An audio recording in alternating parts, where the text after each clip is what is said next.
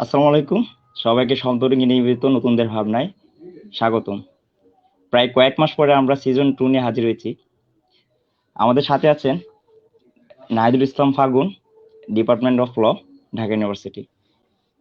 আমরা অনেকটাই উচ্ছ্বসিত, অনেকদিন পরে আমাদের লাইভ টক শোটি আবার পুনরায় চালু হয়েছে। তো বেশি বকবক না করে প্রথমে চলে যাবো ফাগুনের কাছে। তো ফাগুন সাহেব, আসসালামু আলাইকুম, শুনতে পাচ্ছেন আমাকে? আসসালামু আলাইকুম নিলয় এবং যারা দেখছেন সবাইকে আমার পক্ষ থেকে ওয়ালাইকুম আসসালামু আসসালাম। আলাইকুম।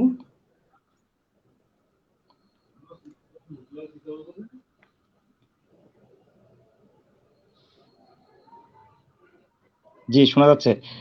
ফাগুন সাহেব, আপনাকে প্রথমে ধন্যবাদ জানাই যে আমাদের এই ছোট্ট একটা পরিবারের সময় দেওয়ার জন্য। অনেক ব্যস্ত মানুষ আপনি। সম্প্রতি তো আপনি একটা কোচিং সেন্টারে যুক্ত হয়েছেন, ইউনিভার্সিটি রিলেটেড। জি জি, আমি সম্প্রতি হচ্ছে এগুলো শুনতে নিয়ে একটু পাচ্ছেন আমাকে? হ্যাঁ শুনতেছি, বলেন, শুনতেছি আমি। হ্যালো, হ্যাঁ জি শুনতে শুনতেছি, পাচ্ছেন বলেন। আমাকে? হ্যাঁ শুনতেছি।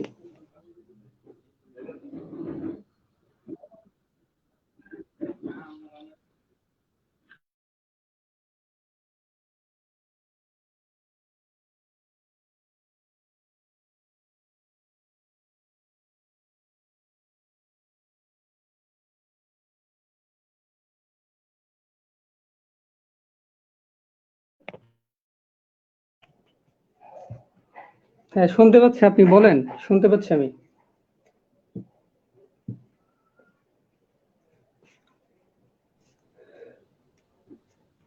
জি হ্যাঁ হ্যাঁ, মানে যেটা বলছিলাম সেটা হচ্ছে সম্প্রতি আপনি হচ্ছে একটা কোচিং সেন্টারে যুক্ত হয়েছেন, বিশ্ববিদ্যালয়।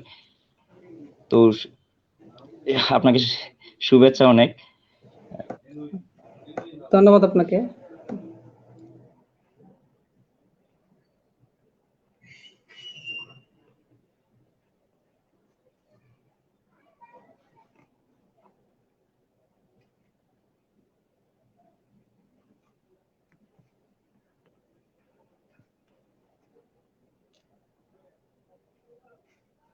আপনি প্রশ্ন করেন, আমি শুনতেছি, বলেন।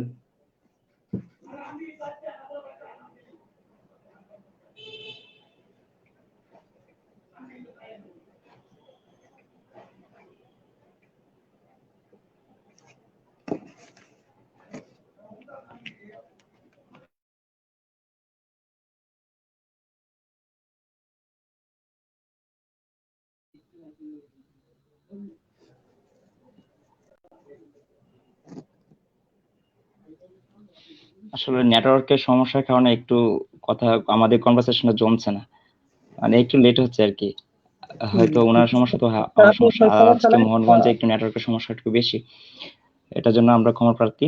একটু ধৈর্য সহকারে শুনতে হবে। তো আর দেরি না করে আমরা ফাগুন সাহেবের কাছে আমরা প্রশ্ন রাখবো যে বর্তমান পরিস্থিতিতে কোন কোন বিশ্ববিদ্যালয়গুলো ভর্তি পরীক্ষার আয়োজন করছে? ইতিমধ্যে আপনি জানেন যে হচ্ছে কম্পিটিটিভ পরীক্ষাগুলোর ক্ষেত্রে একটু সমস্যা, কারণ হচ্ছে এখানে আপনি লোক জমায়েত যেটা হয় সবচেয়ে বড় সমস্যা। আমাদের এই করোনা প্রকোপের মধ্যে লোক জমায়েত হচ্ছে এড়ানোর জন্য আমাদের বিশ্ববিদ্যালয়ে ভর্তি পরীক্ষা বলে এবং অন্যান্য যে কম্পিটিটিভ পরীক্ষাগুলো আছে, চাকরির পরীক্ষা, অন্যান্য পরীক্ষাগুলো হচ্ছে সরকার কিছু নীতি নির্ধারণের মাধ্যমে হচ্ছে তারা এরকম ভাবে একটা ডেট এবং সুনির্দিষ্ট কিছু স্বাস্থ্যবিধি মেনে তারা আয়োজনের প্ল্যান করছে। তো সম্প্রতি না, আজকেই যেটা হচ্ছে 41তম বিসিএস এর প্রিলিমিনারি অলরেডি হয়ে গেছে, আপনি দেখছেন। তো এর ধারাবাহিকতা হচ্ছে ঢাকা ইউনিভার্সিটি, তারপর হচ্ছে সমন্বিত ভর্তি পরীক্ষা যেটা বিশ্ববিদ্যালয়ের গুচ্ছ, জাহাঙ্গীরনগর, রাজশাহী, চিটাগাং, তারা হচ্ছে তাদের প্রাথমিক ভর্তির আবেদন এবং সময়সীমা, একই সাথে তাদের ভর্তির ডেট কিন্তু তারা অলরেডি চূড়ান্ত করে দিছে। এখন কথা হচ্ছে যে তারা কত দূর আগাতে পারবে। দ্বিতীয়ত হচ্ছে করোনা পরিস্থিতি যদি বর্তমান পরিস্থিতির মতো হয়, সেক্ষেত্রে হচ্ছে তারা হয়তো তাদের নীলয় সাহেব, আপনি কি শুনতে পাচ্ছেন?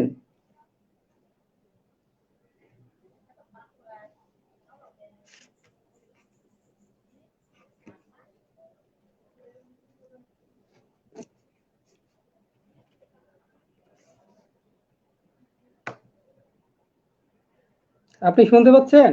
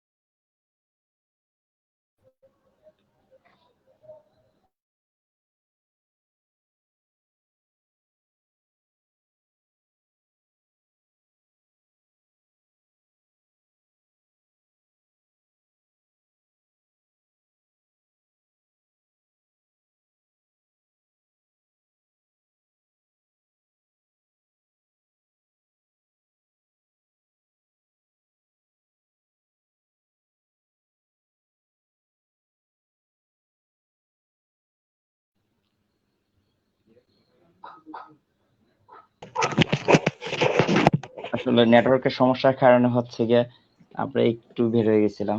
আমরা আন্তরিকভাবে দুঃখিত। আবার স্বাগতম জানাচ্ছি নতুনদের ভাবনায় অনলাইন টক শোতে। তো ফাগুন সাহেব, আপনি শুনতে পাচ্ছেন আমায়? হ্যাঁ, শুনতে পাচ্ছি, আপনি বলেন। আমি শুনতে পাচ্ছি। আমি শুনতেছি, আপনি বলেন।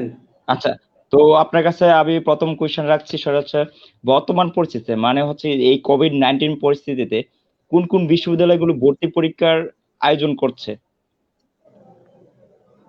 আসলে আপনি বিষয়টা অবগত যে হচ্ছে আমাদের অলরেডি হচ্ছে বিশ্ববিদ্যালয় হচ্ছে গুচ্ছের মাধ্যমে, আমরা যেটা বলি সমন্বিত ভর্তি পরীক্ষা, সমন্বিত আওতায় হচ্ছে 20 বিশ্ববিদ্যালয় আছে। তারপর হচ্ছে ইঞ্জিনিয়ারিং গুলো আলাদা। এর বাইরে হচ্ছে পূর্ণ স্বায়ত্তশাসিত কিছু বিশ্ববিদ্যালয়, লাইক হচ্ছে ঢাকা ইউনিভার্সিটি, হ্যাঁ, জাহাঙ্গীরনগর, রাজশাহী, চিটাগং, তারা আলাদা আলাদাভাবে ভর্তি পরীক্ষার প্রস্তুতি অলরেডি তারা ঘোষণা করছে তাদের কাছ থেকে। আর দ্বিতীয়ত হচ্ছে করোনায় যেটা সবচেয়ে বড় সমস্যা, আমি একটু আগে আপনাকে বললাম যে হচ্ছে লোক জমায়েত। তো এই লোক জমায়েতের জন্য কিছু নির্দিষ্ট নীতিমালার আওতায় এই বিশ্ববিদ্যালয়গুলো ভর্তি পরীক্ষার আয়োজনের সিদ্ধান্ত নিচ্ছে অলরেডি। যেমন ঢাকা ইউনিভার্সিটি হচ্ছে তারা চিন্তা করলো যে না, এই বিশ্ববিদ্যালয় ভর্তি পরীক্ষার ক্ষেত্রে তারা বিভাগীয় শহরগুলো অলরেডি চুজ করছে, এবং এই নিয়ে হচ্ছে বিভাগীয় যে বিশ্ববিদ্যালয়গুলো আছে তাদের সাথে হচ্ছে তারা কথাবার্তা বলতেছে। একইভাবে হচ্ছে যেটা আমরা বলতেছি সমন্বিত, এই সমন্বিতের ক্ষেত্রে সমন্বিত তারা হচ্ছে 31টি কেন্দ্রের মাধ্যমে সারা দেশে ভর্তি পরীক্ষাগুলো তারা নিবে। এবং জাহাঙ্গীরনগর, রাজশাহী আর চিটাগং তাদের হচ্ছে পর্যাপ্ত শিফটের মাধ্যমে, একটার পর একটা শিফটের মাধ্যমে, যাতে লোক জমায়েত না হয়, স্বাস্থ্যবিধি যাতে মানা হয়, সেই দিকগুলা মেনটেন করে তারা তাদের ভর্তি পরীক্ষার ডেট চূড়ান্ত করা হয়েছে অলরেডি।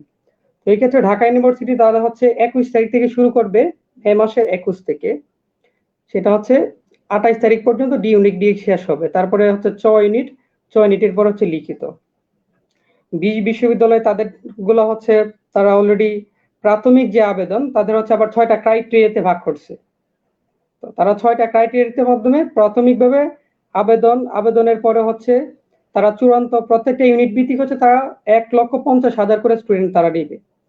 তারপরে তারা চূড়ান্ত আবেদনের মাধ্যমে তাদেরকে ভর্তি পরীক্ষায় বসার সুযোগ দিবে। এটা হচ্ছে 20 বিশ্ববিদ্যালয়ের বিষয় আর কি।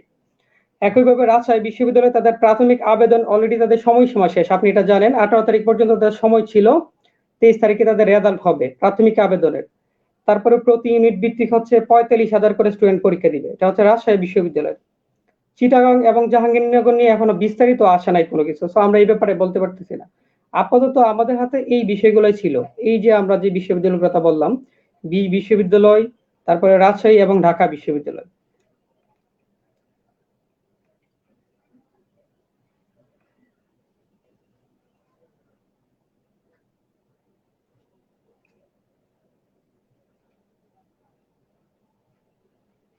আপনি কি আমাকে শুনতে পাচ্ছেন?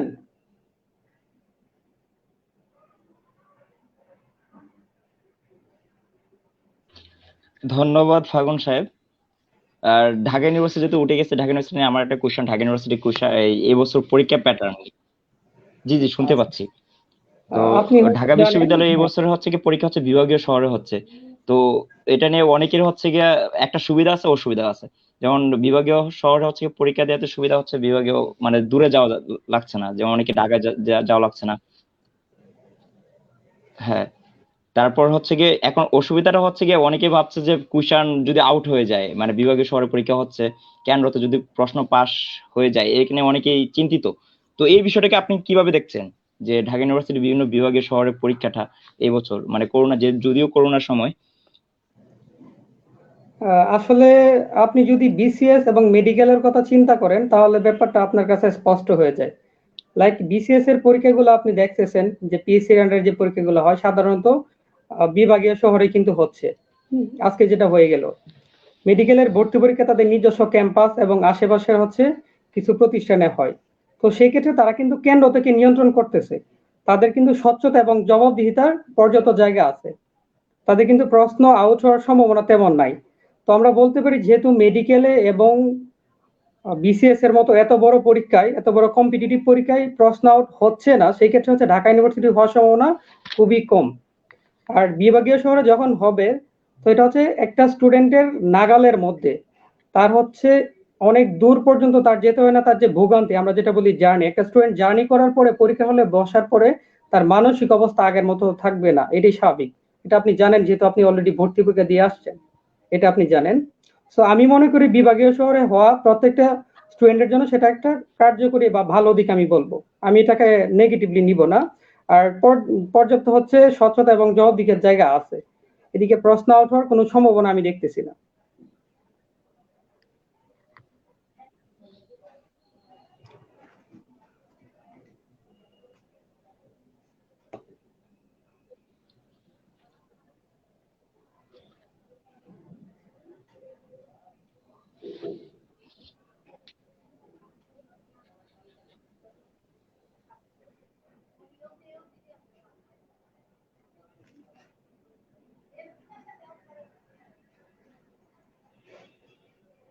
আপনি কি আমাকে শুনতে পাচ্ছেন?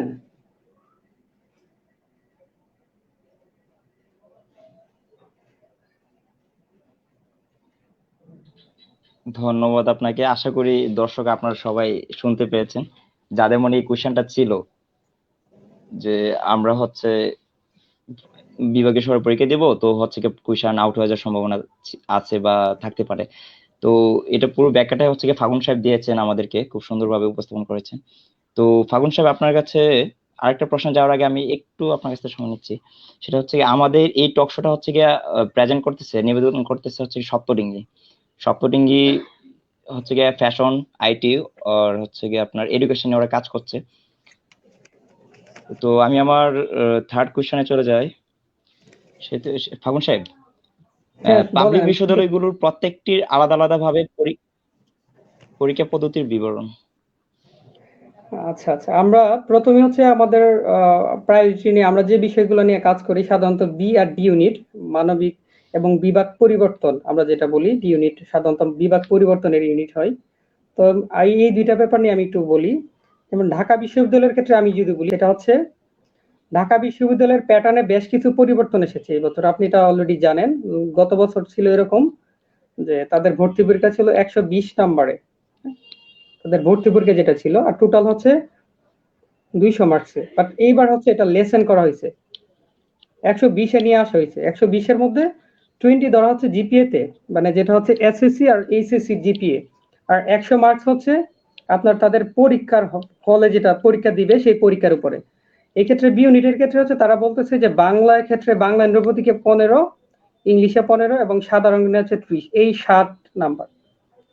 আর রিটেনের জন্য তারা বলতেছে বি ইউনিটের ক্ষেত্রে ইংলিশের জন্য 20 এবং বাংলার জন্য 20 বরাদ্দ, এই হচ্ছে 40। এবং তারা এই 40 এবং 40-এর জন্য এই যে তাদের হচ্ছে তারা নম্বর যে বন্টন করলো, নৈবেদিকে 60 এবং রিটেনে 40, তার জন্য তাদের সময় নির্ধারণ করা হয়েছে 1 ঘন্টা 30 মিনিট, অর্থাৎ নৈবেদিকের জন্য 45 মিনিট এবং রিটেনের জন্য 45 minute. Both are not alike, হ্যাঁ, দুইটা জিনিস হচ্ছে আলাদা আলাদা বিষয়। তারপরে আমরা যদি আসি ডি ইউনিটে, ডি ইউনিটে একটু পরিবর্তন আছে। এমসিকিউ যা বললাম আমরা তাই। এমসিকিউ এর ক্ষেত্রে হচ্ছে বাংলাতে 15, ইংলিশে 15 এবং জিকে আমরা যেটা বলি সাধারণ জ্ঞান অংশ হচ্ছে 30, এই 60। বাট তাদের ক্ষেত্রে একটু ব্যতিক্রমী, সেটা হচ্ছে যে তাদের ক্ষেত্রে সাধারণ জ্ঞান অংশে রিটেনে 10 মার্ক তাদের জন্য বরাদ্দ। তো এটা হচ্ছে প্যাটার্নটা তারা গত বছরের মতো ফলো করবে, এটাই স্বাভাবিক। গত বছর ডি ইউনিটে সাধারণ জ্ঞানের জন্য 10 বরাদ্দ ছিল, এইবার 10 বরাদ্দ আছে। এই হচ্ছে ঢাকা ইউনিভার্সিটির প্যাটার্ন। এরপরে আমরা যদি গুচ্ছে আসি, গুচ্ছে দেখবেন আপনি, গুচ্ছেতে হচ্ছে বিভাগ পরিবর্তনের কোনো সুযোগ রাখে নাই। তো আমরা গুচ্ছে আমরা যদি এ ইউনিটের কথা বলি, মানে প্রথম যে ইউনিটটা সেটা আমরা যদি বলি মানবিক ইউনিটের কথা, মানবিকে তারা হচ্ছে, নিলয় আপনি কি শুনতে পাচ্ছেন?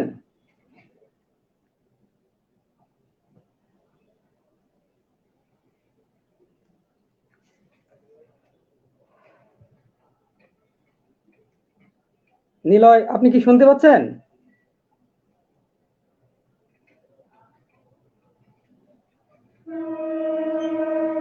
আচ্ছা, আমরা যদি গুচ্ছেতে যাই, তো গুচ্ছে দেখবো যে ব্যাপারটা সেটা হচ্ছে তাদের বাংলায় বরাদ্দ হচ্ছে 40, ইংলিশে হচ্ছে 35 এবং জিকে, জিকের জন্য হচ্ছে তাদের 25 নম্বর বরাদ্দ, এটা হচ্ছে গুচ্ছে। তারপরে রাজশাহীর ক্ষেত্রে একই রকম, রাজশাহী হচ্ছে তারা জিকে গুরুত্ব দিল, জিকে ক্ষেত্রে হচ্ছে 40, আর বাংলা ইংলিশ হচ্ছে 30-30 করে, এই হচ্ছে 100 মার্কস। এই হচ্ছে আমার কাছে থাকা আপাতত তাদের সার্কুলার নিয়ে যে বিজ্ঞপ্তি আসছে এটা আমি বললাম।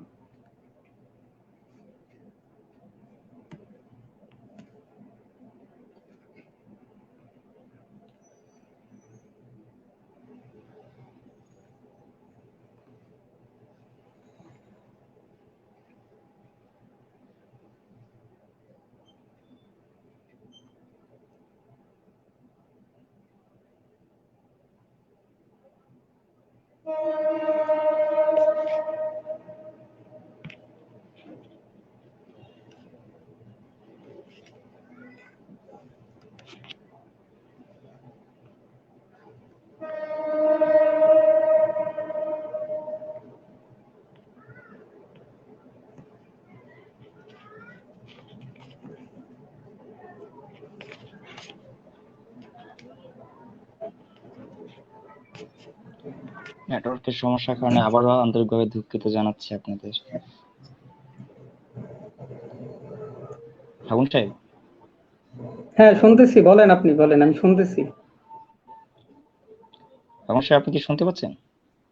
হ্যাঁ আমি শুনতেছি, বলেন আপনি।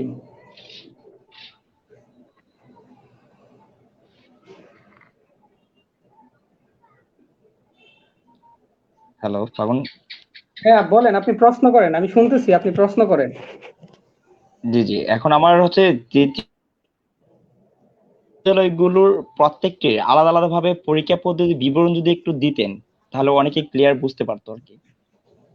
আমি আপনাকে অলরেডি হচ্ছে এই ব্যাপারে বললাম যে রাজশাহী ভার্সিটির ব্যাপারটা আমি বললাম যে রাজশাহী ভার্সিটির হচ্ছে A unit, B unit, C unit, 3টা ইউনিট আলাদা আলাদা ইউনিট। এই 3টা ইউনিটের হচ্ছে এ ইউনিটের জন্য হচ্ছে তাদের পদ্ধতি যেটা থাকবে সেটা হচ্ছে তারা জিকে এর জন্য, অর্থাৎ আমরা যেটা বলি সাধারণ জ্ঞান, সাধারণ জ্ঞানের অংশ হচ্ছে 40 আর বাংলা এবং ইংলিশে 30-30 করে। এই হচ্ছে তাদের 100 মার্কস।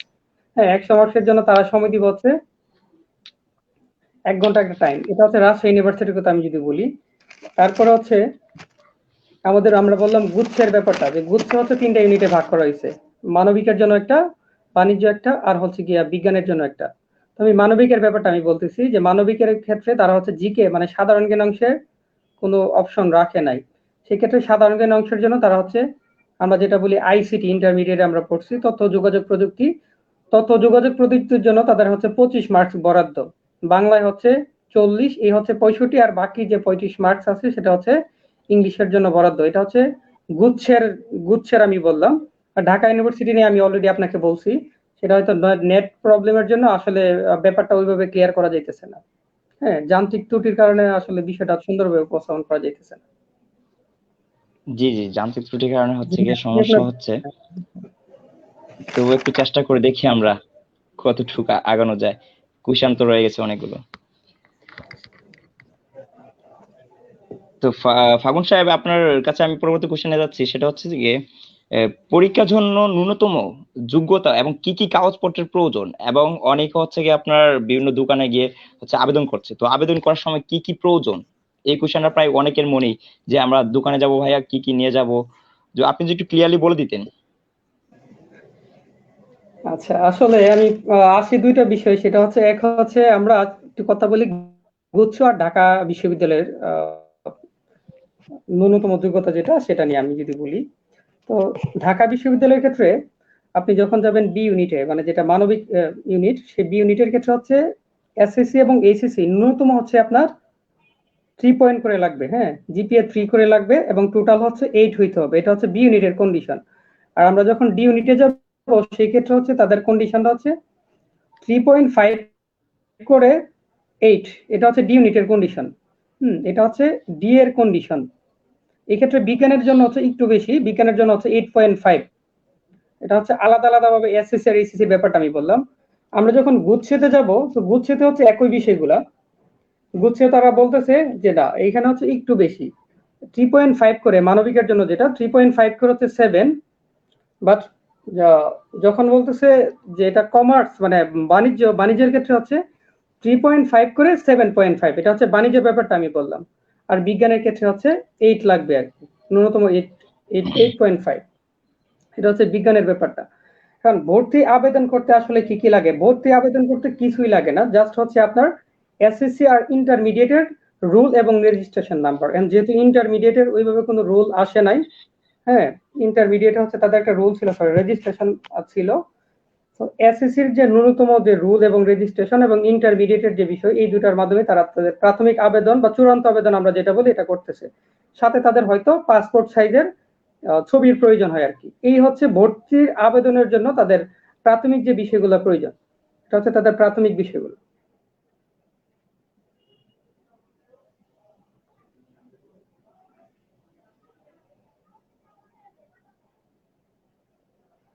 জি, ধন্যবাদ আপনাকে। আপনারা দেখছেন স্বপ্নভঙ্গি নিবেদিত নতুনদের ভাবনায় অনলাইন টক শো। তো ফাগুন সাহেব, আপনার কাছে আমি পরবর্তী কোশ্চেনে যাচ্ছি। সেটা হচ্ছে পরীক্ষার পূর্ববর্তী সর্বশেষ প্রস্তুতি। মানে হচ্ছে করোনার জন্য সবাই ছন্ন ছাড়া অবস্থায় আছে, তাই হচ্ছে ফাইনাল প্রিপারেশন এন্ড রিভিশন নামক কিছু টিপস যদি দিতেন আমাদের শিক্ষার্থীদের। আসলে আমি আপনাকে ব্যাপারটা বলি যে আপনি অলরেডি একটা ইউনিভার্সিটিতে আছেন, আপনি হচ্ছে এই স্টেজ পার করছেন। আসলে গত বছর তার আগের বছর মানে 2016, 17, 18, 19-এর কথা যদি আপনি ধরেন, আর এই বছর 2020 সালে যে বেচ এইচএসসি বেচ, তাদের ব্যাপারটা ভিন্ন। কারণ তারা অলরেডি হচ্ছে তাদের প্রিপারেশন, হ্যাঁ, 4 মাসের বেশি হয়ে গেছে তাদের প্রিপারেশন, প্রায় 5 মাসের মতো, হয়ে 5 মাস হয়ে গেছে প্রায়। তো একটা স্টুডেন্ট যখন অ্যাডমিশন প্রিপারেশন 3 মাসের বেশি হয়ে যায়, তখন তার কাছে এই ব্যাপারগুলো বোরিং লাগে। কেন বোরিং লাগে? যদিও অ্যাডমিশন হচ্ছে একটা বিস্তৃত একটা সিলেবাস, বাট ব্যাপারটা হচ্ছে এরকম যে আমরা আসলে পড়াশোনাগুলো গুছিয়ে নেই এবং নির্দিষ্ট কিছু টপিকস আমরা ফাইন্ড আউট করি, যে টপিকগুলো থেকে আমরা পড়াশোনা করি। তো অলরেডি প্রত্যেকটা স্টুডেন্ট এই টপিকগুলো বারবার পড়ছে, নতুন করে আসলে পড়ার কিছু নাই। তো তাদের কাছে ব্যাপারগুলো হচ্ছে এখন বোরিং হয়ে গেছে, তাদের আর বারবার পড়তে ভালো লাগে না। এটা প্রত্যেকটা স্টুডেন্টের ক্ষেত্রেই হবে। যে প্রিপারেশন নিছে, আর যে নেয় নাই তার জন্য হচ্ছে অন্য বিষয়, যে নিছে তার জন্য হচ্ছে ব্যাপারগুলো আমি বললাম আর কি। তো ফাইনাল কথা আমি যদি আসি, অনেকের মনে একটা প্রশ্ন আছে যে আদৌ কি ঢাকা বিশ্ববিদ্যালয় বা অন্যান্য বিশ্ববিদ্যালয়ের ভর্তি পরীক্ষা ঠিক সময় হবে নাকি হবে না, এটা হচ্ছে প্রথম তাদের মনে একটা প্রশ্ন। দ্বিতীয় হচ্ছে যে আসলে আমি বাকিটা সময় কিভাবে কাটাবো, এটা হচ্ছে তাদের মনে দ্বিতীয় একটা সংশয়। তো আমি প্রথম ব্যাপারটা আমি যদি বলি যে আজকে আপনি দেখছেন যে হচ্ছে অলরেডি বিসিএস 41তম প্রিলিমিনারির পরীক্ষা অলরেডি হয়ে গেছে। অনেকের মনে প্রশ্ন ছিল, ইভেন হাইকোর্টে পর্যন্ত এটা রিট হয়েছিল, হ্যাঁ, তারা হচ্ছে অনেক মানববন্ধন করলো এটা নিয়ে যে যাতে বিসিএস পরীক্ষা পিছানো হয়, কিন্তু পিছানো কিন্তু হয় নাই, পিএসসি কিন্তু তাদের কথা শুনে নাই। আপনি এটাও জানেন যে মেডিকেলের পরীক্ষা এপ্রিলে 2 তারিখ, এটা নিয়ে হচ্ছে অনেক মানববন্ধন অনেক কিছু হইতেছে। বাট মেডিকেলের পরীক্ষা ফিস হবে বলে আদৌ কোনো ওইরকম সুপারিশ বা ওইরকম কোনো নির্দেশনা আসে নাই। সো আমরা এই দিক থেকে বলতে পারি, যেহেতু স্বাস্থ্যবিধি অনুসরণ করে বিশ্ববিদ্যালয়ের ভর্তি পরীক্ষার তারিখ নির্ধারণ করা হয়েছে এবং অন্যান্য নির্দেশনা দেওয়া আছে, তো সেই ক্ষেত্রে ভর্তি পরীক্ষার নির্দিষ্ট সময় হওয়ার সম্ভাবনা আমি বলতে পারি যে শতভাগ, প্রায় শতভাগ, যদি ব্যতিক্রম কোনো কিছু না হয়। দ্বিতীয়ত, আসলে বিশ্ববিদ্যালয়ের ব্যাপারটা হচ্ছে আমরা আমাদের নিজেদের হচ্ছে একটা কম্পিটিটিভ, একটা বড়সড় একটা কম্পিটিটিভ পরীক্ষায় নিজেরা যাচাই করার জন্য এখানে হচ্ছে অ্যাপিয়ার্ড হই। তো এই যে ব্যাপারটা, এই জন্য হচ্ছে শেষ সময় প্রস্তুতি খুব জরুরি। সো প্রত্যেকটা স্টুডেন্ট একটা স্বপ্ন বা একটা হচ্ছে চেরিস্ট আছে তাদের প্রত্যেকের মনে, যে আমি এই জায়গায় চান্স পাবো, আমি এই জায়গায় পড়াশোনা করব। আমাদের মধ্যে যে এই কৌতূহল ছিল, তো শেষ সময় হচ্ছে তাদের মনের মধ্যে এই বিষয়গুলো ধারণ করতে হবে যে যদি আমার চান্স না হয় সেই ক্ষেত্রে আমরা পরবর্তী পরিস্থিতি কি হইতে পারে, মানে এই ব্যাপারগুলো তাদের সামনে নিয়ে আসতে হবে।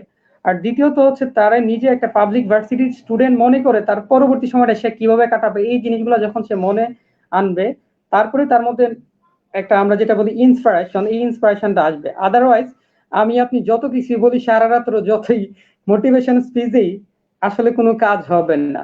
সো স্টুডেন্ট যদি মনে করে তার জন্য এটা প্রয়োজন, সো এই যে বাকি সময়টুকু আছে, বাকি সময়টুকু সে হচ্ছে পড়াশোনায় মনোনিবেশ করবে। আর সে যদি মনে করে যে না আমার হচ্ছে এটার বিকল্প অপশনস আছে, সেই ক্ষেত্রে ভিন্ন হয়। হ্যাঁ, সো তাদের হচ্ছে বাকিটুকু সময় কোনো না কোনো ওয়েতে আপনার এই সময়টা কাজে লাগাতে হবে, যদি একটা ভালো বিশ্ববিদ্যালয়ে একটা ভালো একটা সিট নিশ্চিত করতে চাই। এটা হচ্ছে তাদের প্রতি আমার মেসেজ, যে বাকিটুকু সময় যেহেতু তারা অলরেডি 3 বছর ক্রস করছে, তাদের হচ্ছে বেস্টটা হয়ে গিয়েছিল এরকম, আমরা আপনি জানেন হয়তো যে আমরা বলতাম এইচএসসি থার্ড ইয়ার, হ্যাঁ, এরকম একটা প্রবাদ চলে আসছিল, মানে প্রবাদ না, একটা লুকমুখ একটা কথা। সেই থার্ড ইয়ার বলি আমরা, ফোর্থ ইয়ার বলি, যাই বলি, তাদের হচ্ছে অবসান কিন্তু এই পরীক্ষাগুলোর মাধ্যমে হবে। তো শেষ সময়ে প্রস্তুতির জন্য তাদের হচ্ছে একটু কষ্ট করে হলেও ধৈর্য সহিত পরীক্ষাগুলো সুন্দরভাবে বসা উচিত। তার জন্য শেষ সময় প্রস্তুতিটা খুব জরুরি। এ হচ্ছে আমার দিক থেকে তাদের প্রতি একটা মেসেজ।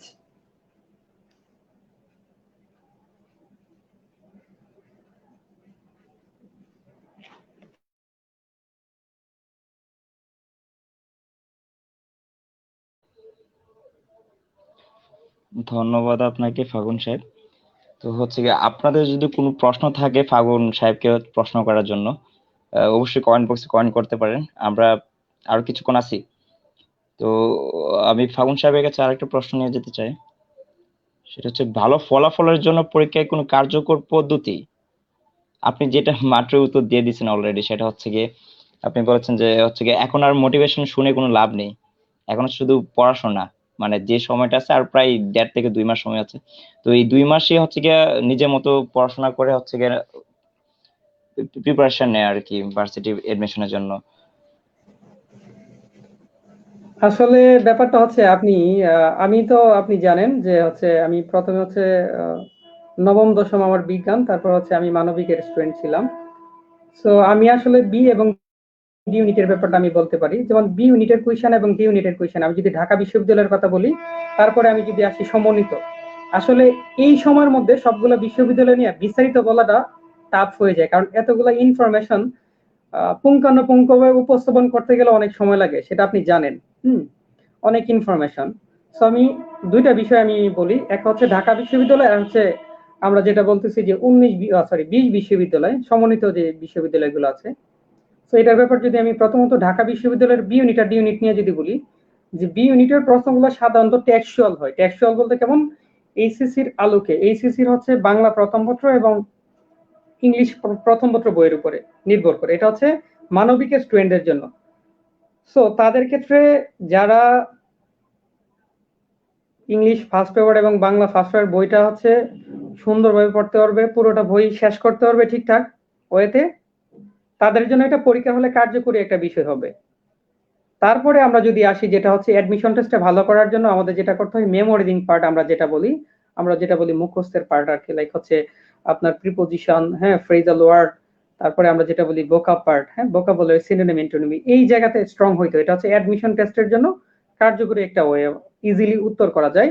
এটার জন্য হচ্ছে আমরা কম সময়ে উত্তর করতে পারি। যেমন আপনি যখন একটা গ্রামাটিক্যালি কোয়েশ্চেন উত্তর করবেন, 4টা অপশন খুব সুন্দরভাবে পড়তে হয়। বাট যখন আপনি একটা ভোকাব কোয়েশ্চেন উত্তর করবেন, সেক্ষেত্রে কিন্তু আপনার পুরোটা পড়তে না হইতে পারে। আপনি জাস্ট অপশনগুলো দেখে সাথে সাথে উত্তর করতে পারবেন, আপনি কম সময়ে উত্তর করতে পারবেন। তো এইগুলো হচ্ছে ইজিলি মার্কস তোলার জন্য দরকার।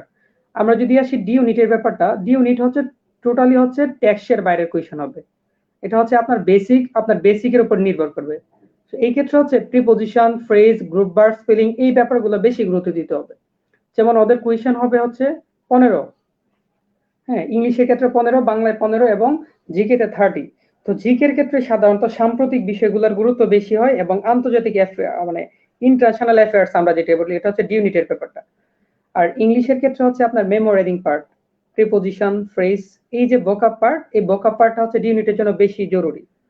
তারপরে আমরা যদি আসি রিটেন অংশে, বি এবং ডি ইউনিটের রিটেন অংশে, বি ইউনিটের রিটেনটা টোটালি হবে টেক্সচুয়াল, বা ডি ইউনিটের রিটেনটা হবে রিসেন্ট ইস্যুগুলো নিয়ে এবং স্টুডেন্টের বেসিকের উপর ডিপেন্ড করে।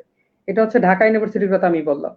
এবার আমরা যদি আসি বিশ্ববিদ্যালয়ের প্রথম যে ইউনিটটা মানবিকের ইউনিট, তো তাদের কোয়েশ্চেন গুলা বাংলার ক্ষেত্রে অবশ্যই টেক্সচুয়াল ফলো করবে, যেহেতু এবার এসএসসি পরীক্ষা হয় নাই।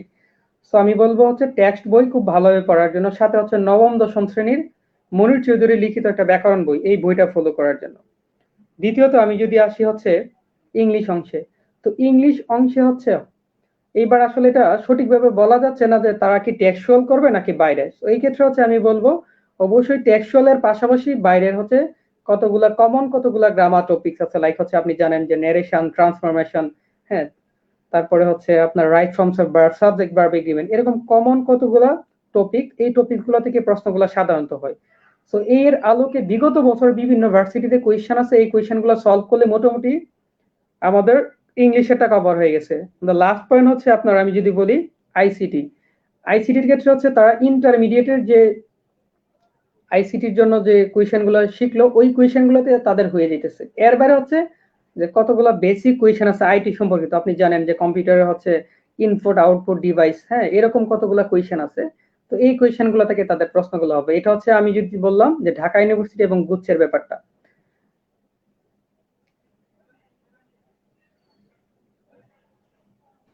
জি, ধন্যবাদ আপনাকে। তো যারা কমেন্ট করেছেন তাদেরকেও আন্তরিকভাবে ধন্যবাদ জানাই, অনেকে শুভকামনা জানাচ্ছে। আর ফাগুন সাহেব আপনাকে আসলে আন্তরিকভাবে ধন্যবাদ। আপনাকেও ধন্যবাদ এত আর সুন্দর হচ্ছে একটা প্রোগ্রাম আয়োজন করার জন্য।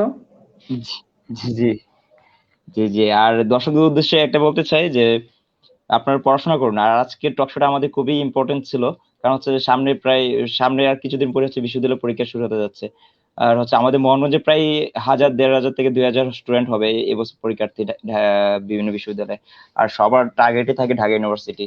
তো ঢাকা ইউনিভার্সিটি পরীক্ষাটাই সবার শুরুতে হবে মেবি। তো আপনারা সবাই একটু ভালো করে প্রিপারেশন নিন। আর যে কোনো সমস্যা তো আমরা আছি। আর আমরা চেষ্টা করব আমাদের এই টক শোটা, এই নতুনদের ভাবনাই অনলাইন টক শোটা রেগুলার করার জন্য। ধন্যবাদ সবাইকে, আমাদের সঙ্গী থাকবেন। ধন্যবাদ নিলয় আপনাকে এত সুন্দর একটা প্রোগ্রাম আয়োজন করার জন্য, হ্যাঁ, এবং পাশাপাশি যান্ত্রিক ত্রুটির জন্য ব্যাপারগুলো ওইভাবে উপস্থাপন করা যায় নাই। আসলে পর্যাপ্ত সময়ও নাই। পাশাপাশি হচ্ছে জি জি জি। একটা জিনিস উপস্থাপনের জন্য আপনার নেট কানেকশনটা খুব আবার জরুরি একটা বিষয়। যান্ত্রিক ত্রুটি হলে আসলে ব্যাপারগুলো যখন বিঘ্ন হয়, জি, যান্ত্রিক আহ, ত্রুটিটা আপনি জানেন একবারে বেশি, ফ্লুয়েন্সি আজকে বলে একটা বেশি। ব্যাপার আছে, হ্যাঁ, ফ্লুয়েন্সি যখন চলে যায় তো ওইভাবে হচ্ছে উপস্থাপন করা যায় না। আর পর্যাপ্ত সময় নিয়ে আসলে একটা জিনিস উপস্থাপন করতে হয়। আমাদের আসলে টাইম ছিল লিমিটেড, যার জন্য হচ্ছে সবগুলা বিষয় নিয়ে আমরা হয়তো বিস্তারিত আলোচনা করতে পারি নাই। বাট আমার পক্ষ থেকে যে মেসেজটা সেটা হচ্ছে যে আসলে কেউ কাউকে বলে পড়াইতে পারবে না। আর দ্বিতীয়ত হচ্ছে যখন আমার কাছে মোটিভেশন বলতে যে বিষয়টা মনে হয় সেটা হচ্ছে যদি আপনার প্রয়োজন মনে হয় যে আপনার এটা দরকার, তাহলে সেটা হচ্ছে আপনার মোটিভেশন। তো সেই ক্ষেত্রে হচ্ছে কারো মোটিভেশন শুনতেও হয় না। হ্যাঁ, তো যারা হচ্ছে অ্যাডমিশন ক্যান্ডিডেট তাদের প্রতি আমার মেসেজ হচ্ছে এই সময়টুকু যদি আপনার কাছে মনে হয় যে না ভার্সিটি আপনার জন্য প্রয়োজন, সেটা হবে আপনার মোটিভেশন, তাহলে হচ্ছে আপনি বাকিটুকু সময় পড়তে পারবেন। আর যদি মনে হয় যে না আপনার এটা প্রয়োজন নয়, তাহলে আপনি হাজার মোটিভেশন স্পিচ শুনলেও কাজ হবে না। এটা হচ্ছে আপনার কাছে আমার হচ্ছে মেসেজ আর কি। সো এইটুকু সময় হচ্ছে এতদিন যেহেতু চেষ্টা করছেন শেষটুকু সময় হচ্ছে ধরে রাখবেন, এবং ফাইনালি সফল হওয়ার পরে হচ্ছে আমাদের ইনফর্ম করবেন। আমরা সেই শুভকামনা রইল আপনাদের প্রতি। এটা হচ্ছে আমাদের পক্ষ থেকে আপনাদের প্রতি একটা শেষ মেসেজ। ধন্যবাদ ফাগুন, ধন্যবাদ ফাগুন, আপনার নতুন চাকরির জন্য শুভকামনা। আপনি তো নতুন একটা কোচিং সেন্টারে যুক্ত হয়েছেন, সেটার জন্য অনেক অনেক শুভকামনা। আর হচ্ছে আমাদের যে টক শোটার বিষয়টা আজকে হচ্ছে যান্ত্রিক ত্রুটি হচ্ছে গিয়ে একটু বেশি ছিল, মোহনগঞ্জে হচ্ছে নেটওয়ার্কের সমস্যা একটু বেশি থাকার কারণে আমরা ফ্লুয়েন্টলি টক শোটা চালাতে পারিনি, মাঝখানে মাঝখানে গ্যাপ হয়ে গেছে। তো তার জন্য আমরা আন্তরিকভাবে দুঃখিত। আহ, আর যারা যারা কমেন্ট করছেন সবাইকে আন্তরিকভাবে ধন্যবাদ। আর যেটা বলতে চাই সেটা হচ্ছে কি, যারা হচ্ছে অনেকে হচ্ছে আমাদের টক শোটা দেখেননি, আপনারা যাদের পরিচিত পরীক্ষার্থী আপনারা চাইলে শেয়ার করতে পারেন, শেয়ার করে হচ্ছে সবাইকে দেখার সুযোগ করে দিন। আর হচ্ছে কি আপনার পরিচিত সবাইকে আমাদের গ্রুপে যুক্ত করুন। আমরা প্রায় হচ্ছে 1800 মেম্বারের কাছাকাছি। আমরা যেন অচিরেই খুব 2000 মেম্বারের দ্বারা করে, হ্যাঁ, 2000 মেম্বারে পৌঁছাতে পারি। সবাই দোয়া রাখবেন। আর হচ্ছে কি সবাইকে অনেক শুভকামনা। যারা এই বছর পরীক্ষার্থী, এ, পড়াশোনা করেন, ভালো করে পড়াশোনা করেন। আর ধন্যবাদ ফাগুন, আপনাকে অসংখ্য ধন্যবাদ আমাদের সাথে যুক্ত হওয়ার জন্য।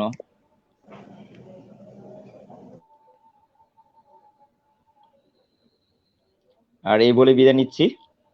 সপ্তনী নিয়মিত নতুনদের ভাবনায় অনলাইন টক শো, দেখা হবে আগামী এপিসোডে।